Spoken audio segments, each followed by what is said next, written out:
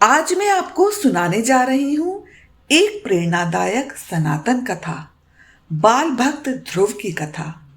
यह कहानी हमें सिखाती है कि सच्ची भक्ति और दृढ़ निश्चय से असंभव भी संभव हो जाता है। बहुत समय पहले की बात है। राजा उत्तानपाद की दो रानियां थीं, रानी सुनीति और रानी सुरुचि। सुनीति का पुत्र था ध्रुव और सुरुचि का पुत्र था उत्तम। एक दिन छोटा सा ध्रुव अपने पिता की गोद में बैठना चाहता था, लेकिन उसकी सौतेली मां सुरुचि ने कठोर शब्दों में कहा, ध्रुव, तुम मेरे गर्भ से नहीं जन्मे हो, इसलिए तुम्हें राजा की गोद में बैठने का अधिकार नहीं है।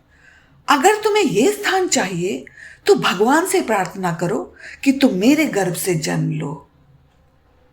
इन कटु वचनों से ध्रुव का हृदय टूट गया। वह अपनी मां सुनीति के पास रोते हुए पहुंचा। सुनीति ने धैर्य देकर कहा, बेटा, अगर सच में सम्मान और स्थान चाहिए तो भगवान विष्णु की शरण में जाओ, वही तुम्हें सब देंगे। बालक ध्रुव केवल 5 वर्ष का था, लेकिन उसका दृढ़ निश्चय था। वह अकेला जंगल में चला गया और भगवान विष्णु का ध्यान करने लगा। वह पेड़ों के नीचे बैठकर ठंडी हवाओं और कठिनाइयों के बीच केवल एक ही मंत्र जपता रहा, ओम नमो भगवते वासुदेवाय। ध्रुव की भक्ति और तप से पूरी सृष्टि हिल उठी। अंत में भगवान विष्णु स्वयं प्रकट हुए और बोले, वत्स ध्रुव, तुम्हारा तप असाधारण है। आज से तुम आकाश में ध्रुव तारा बनकर सदैव स्थिर रहोगे और सबको मार्ग दिखाओगे।